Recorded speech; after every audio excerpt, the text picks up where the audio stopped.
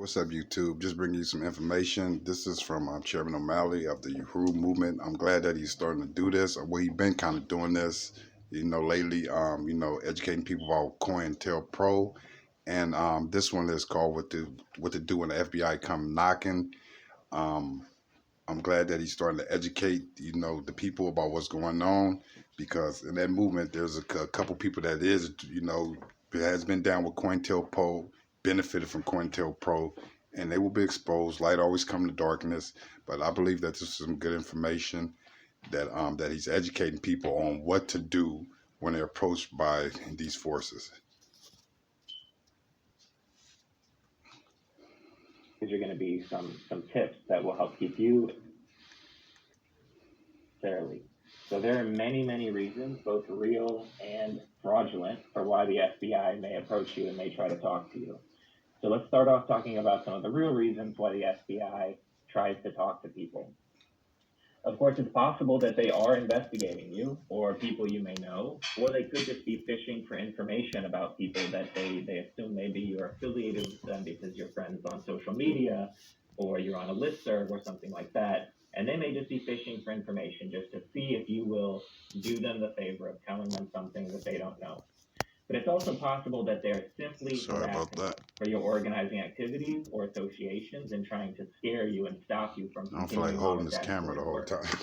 They could be hoping I to don't feel like coerce holding you the camera and the whole become an time. informant if you tell them something inaccurate during their interview with you, during their conversation. That gives them the opportunity to later come back and say, hey, you lied to us and now we have leverage over you. Which again is why I'm going to really emphasize many times in this that we are strongly encouraging you to remain silent, do not speak to the FBI. On top of those real reasons why they might approach you, they have a whole slew of not very creative to quite creative reasons that they may give you, and they may say, this is why we're here. And these are all false pretexts. So they may say things like, we think you're the target of an identity, or we're investigating something and we don't think you were involved, but we just want to confirm you weren't involved with that, were you? Or as happened with Director Akile, they could even say, we think your car has been broken into and we need you to come outside and confirm and see if everything's okay with your car. You should assume the FBI is lying to you. When they approach you, you should assume always that they are not going to tell you the real reason why they want to speak to you. And because of that, the bottom line here is you really cannot know the FBI's true purpose during that initial interaction. They are not required by law to tell you their real reasons, which is why the safest thing to do is to just not engage with them at all at that initial stage. Instead, you really need to stick to some best practices.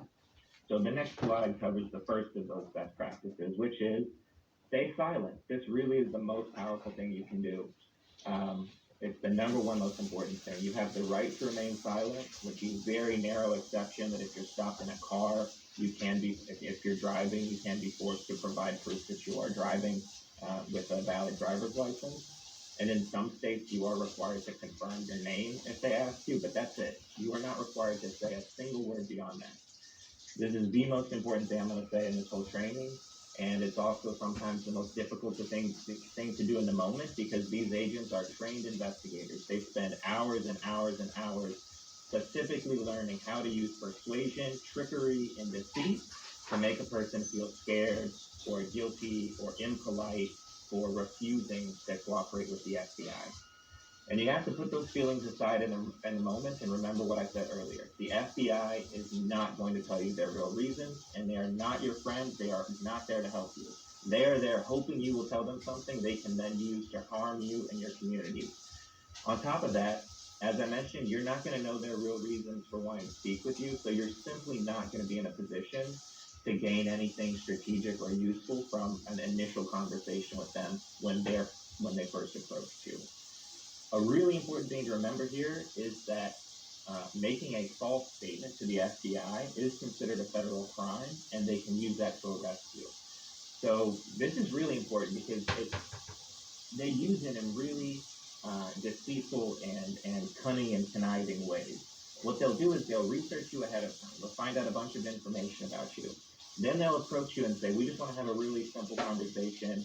We're going to ask you just some really casual questions. Were you at this organization's event? Do you know these people? Are you part of this group? They already know the answer to these questions based on their research because they will thoroughly research your social media, etc. And they're hoping you'll say something like, "Oh no, no, I don't really know that person," and then they can use that as a reason to arrest you, which gives them more leverage over you. Again, bottom line: do not answer their questions because they can. You're really opening yourself up to a trap. So let's say that you do end up answering a few of their questions before you realize, wait a minute, I'm getting a weird vibe